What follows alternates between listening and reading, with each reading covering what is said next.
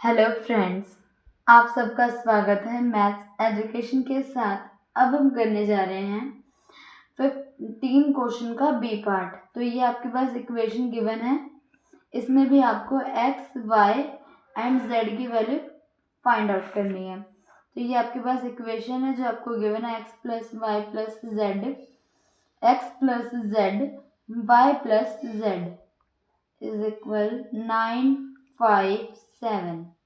ये जो होती है इक्वेशन, ये आपके इसके इक्वल होती है, ये होती है इसके इक्वल और ये होती है इसके इक्वल।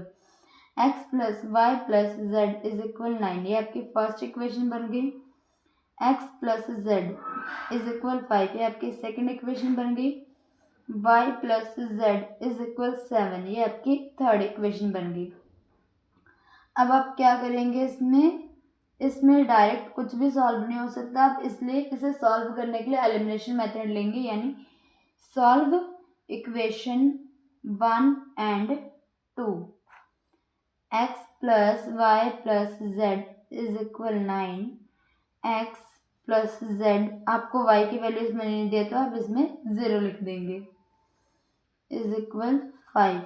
एलिमिनेशन मेथड में क्या होता है, आपने साइन को चेंज करना होता है पहले, यानी आपका यहाँ पे प्लस दिया हुआ है तो आप इसे यहाँ पे माइनस लिखेंगे, यहाँ पे प्लस है तो यहाँ पे माइनस, और यहाँ पे प्लस है तो माइनस।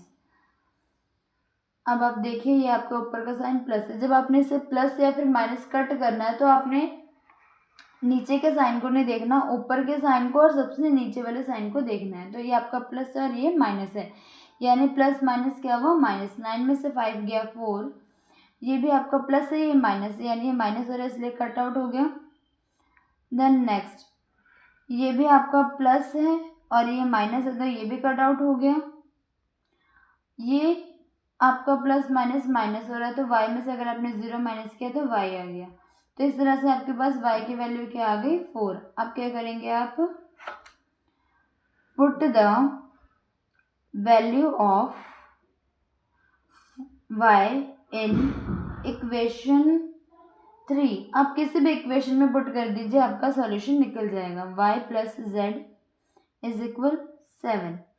तो इसमें आपने y की वैल्यू क्या पुट की, 4 plus z is equal 7, z is equal 7 है, आपका इधर प्लस का इधर जाकर माइनस हो गया तो आपके पास z की वैल्यू क्या निकलेगी, 3।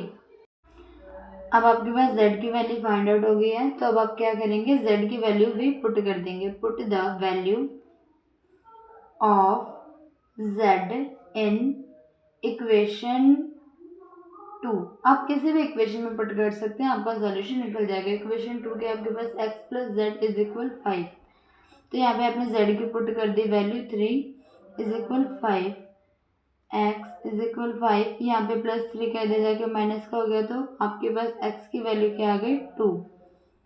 तो इस तरह से आपके पास x की वैल्यू आ गई 2, y की वैल्यू आ गई 4 और z की वैल्यू आ गई आपके पास 3। तो ये हो गया आपका सॉल्यूशन।